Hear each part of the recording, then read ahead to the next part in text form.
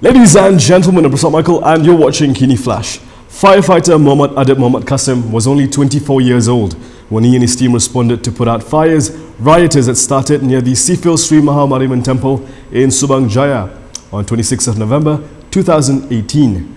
The injuries he sustained that night would cost him his life.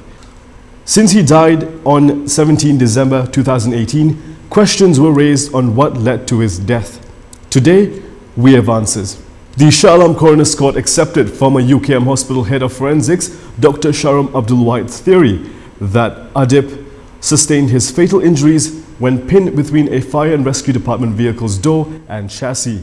This occurred when assailants dragged him out of the vehicle and at the same time kicked the door, which slammed against him repeatedly. Coroner Rofiah Mohamad, who attributed the firefighter's death to a criminal act perpetrated by 2 or 3 unidentified assailants, had listed a brief of the court's findings during the 41 days of proceedings, which heard the testimonies of 30 witnesses. The court also ruled that Adib's death was also caused by the failure of the police to act at the time of the incident. Coroner Rofiah Mohamad said if action had been taken, the mob would not have torched the vehicles and the fire and rescue department would have not been involved.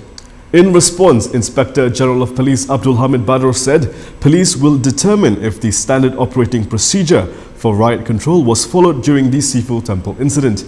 In addition, Hamid said police would re-evaluate their investigation into Adib's death in light of the coroner's findings. Met after the verdict was delivered, lawyer Kamaruzzaman Wahab, who represents Adib's family, told reporters that they want police and the Attorney General to apprehend and charge those responsible for the firefighter's death.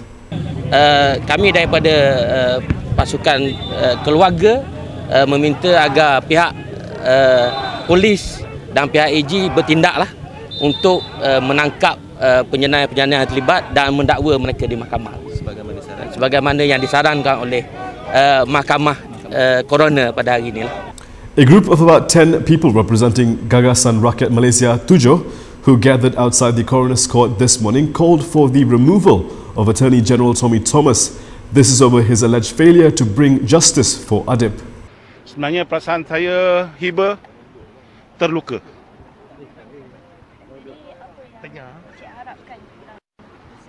Sebenarnya keputusan inquest pada hari ini kita memang tak boleh buat apa.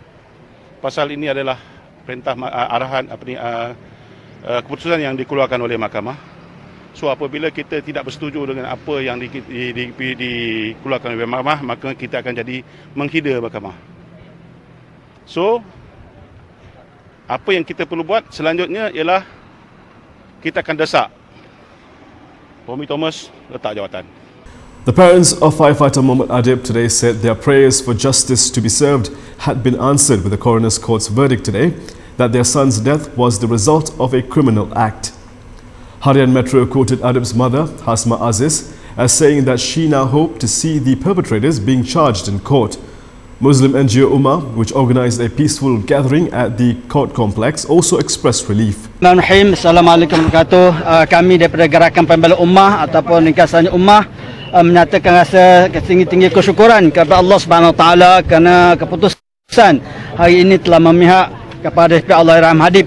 Terbukti dengan penjelasan-penjelasan yang diberikan hakim dengan bukti-bukti yang begitu banyak membuktikan bahawa beliau telah sebenarnya dipukul dan ada elemen jenayah di sini, dan hakim juga menyatakan bahawa pihak ketua polis negara dan hakim negara perlu AG perlu mengambil tindakan kerana ada elemen jenayah di sini. And here are several other news headlines from today.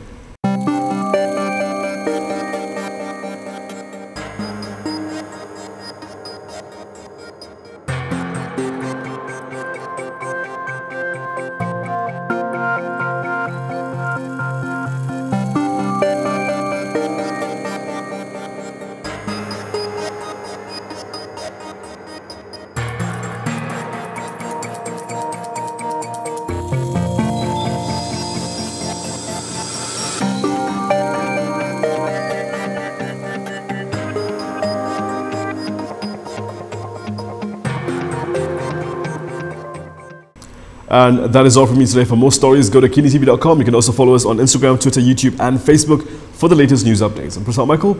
Thank you for watching. Have a good weekend.